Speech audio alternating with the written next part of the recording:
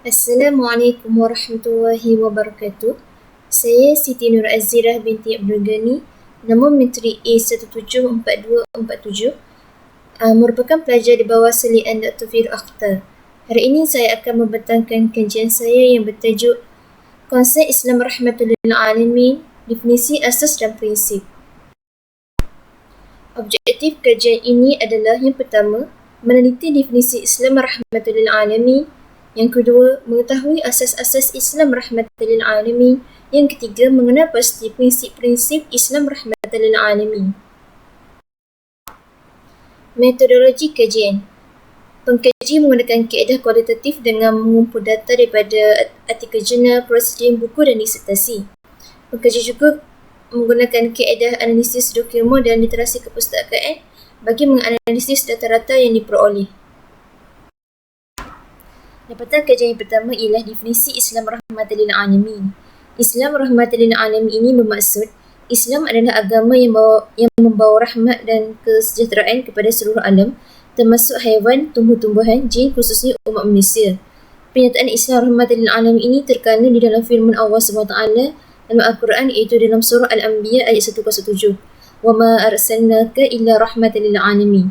Maksudnya, dan kami tidak mengutus engkau Muhammad melainkan untuk menjadi rahmat bagi seluruh alam. Frasa Islam Rahmatul lil Alamin ini terdiri daripada 3 kata, iaitu Islam, Rahmah dan lil Alamin.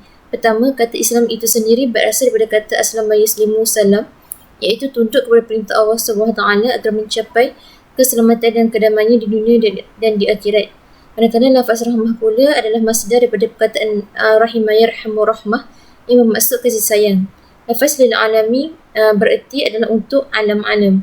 Alam mengikut pemahaman para ulama adalah mencakupi apa sahaja selain pada Allah SWT, sama ada alam musyahadah yang berkaitan dengan hal yang dapat diamati oleh panca indera manusia seperti manusia, binatang, tumbuh-tumbuhan, maupun alam ghaib yang tidak dapat diamati oleh panca indera manusia seperti malaikat, roh, jin, syaitan dan iblis.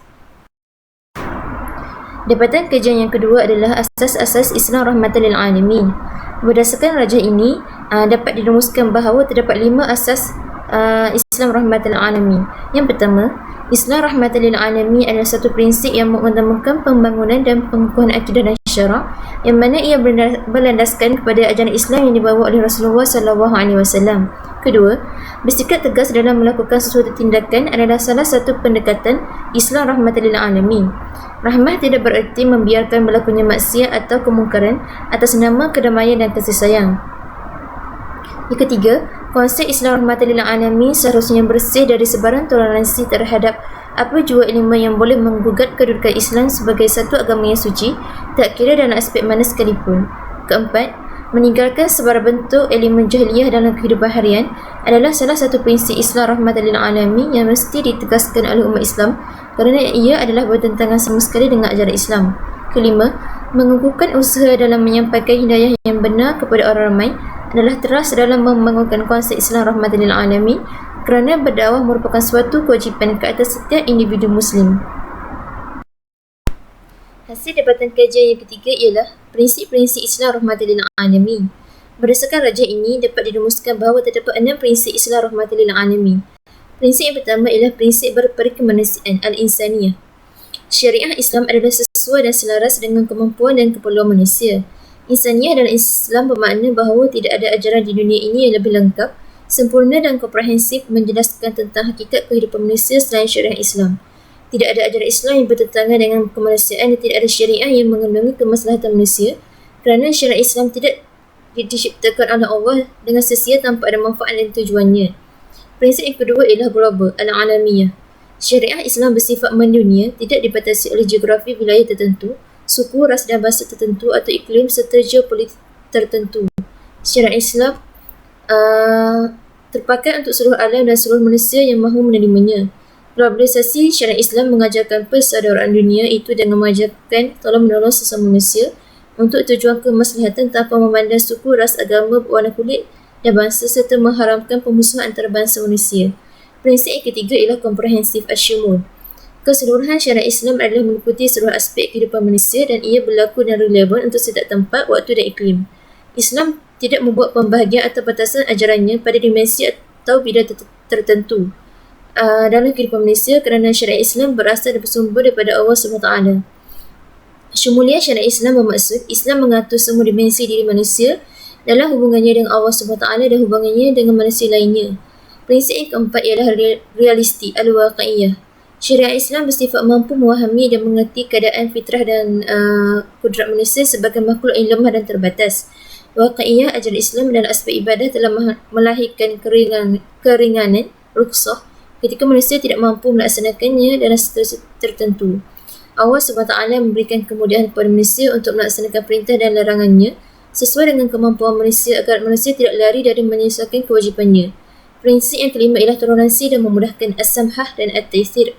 Ajaran Islam tidak memberi kesusahan kepada umat manusia untuk memahami dan mengimplementasikannya sehingga tidak ada syariat Islam yang terlalu sukar kecuali dimudahkan oleh Allah SWT.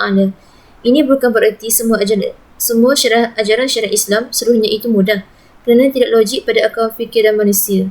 Realitinya, kesusahan dan kemudahan itu adalah dua perkara yang ditakdirkan oleh Allah SWT kepada makhluknya, bahkan juga pada syariat agama Islam. Prinsip yang keenam ialah tetap dan fleksibel, as-sawabit dan al-mutaghayyirah. Syariat Islam adalah tetap dan tidak pernah berubah melintasi zaman seperti rukun iman dan rukun Islam yang telah termaktub sejak daripada azali. Ajaran Islam ini penuh dengan hikmah dan rahsia daripada Allah menjadikannya agamanya indah buat umat manusia. Dalam ajaran Islam, terdapat beberapa perkara selain pada pokok utama iaitu perkara usuluddin yang dapat menyesuaikan tempat dan waktu, fleksibel sesuai dengan keadaan manusia dan lingkungannya. Kesimpulannya, Islam rahmatan lil alamin sesungguhnya tidak lain hanya Islam yang menjunjung hak asasi manusia. Islam mewajibkan umatnya menghormati hak kemanusiaan. Islam tidak bertolak ansur dengan sebarang bentuk keganasan. Bagi mana-mana pihak dan untuk sebarang tujuan, keganasan bukanlah tempat dalam Islam.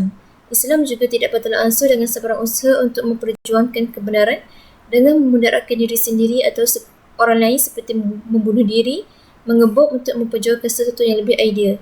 Namun, Islam tidak membenarkan umatnya meneruskan kebatilan secara berterusan. Konsep Islam rahmatan lil alamin ini seharusnya dipraktikkan oleh setiap individu, khususnya kepada para pelajar dan penyelidik yang terlibat dalam dunia pendidikan dan penyelidikan. Hal ini kerana konsep ini dilihat sesuai untuk dijadikan sebagai pendekatan bagi pelbagai jenis kajian. Sebagai contoh, pendekatan berdasarkan konsep ini boleh digunakan dalam kajian kritikal sastra, yang mana ia dapat membantu pengkaji memahami dengan lebih mendalam akan mesej penting yang terkandung di sebalik karya sastra tersebut. Berikutan daripada itu, penggunaan konsep Islam rahmatan lil alamin ini dalam kajian terhadap karya-karya sastra perlu diperluaskan lagi agar masyarakat dapat mengambil manfaat akan kepentingan konsep ini dalam kehidupan menerusi pembacaan terhadap kajian yang berbentuk ilmiah. Dengan cara ini, masyarakat dapat mengetahui akan konsep ini secara tidak langsung dan mengamalkannya dalam kehidupan harian mereka.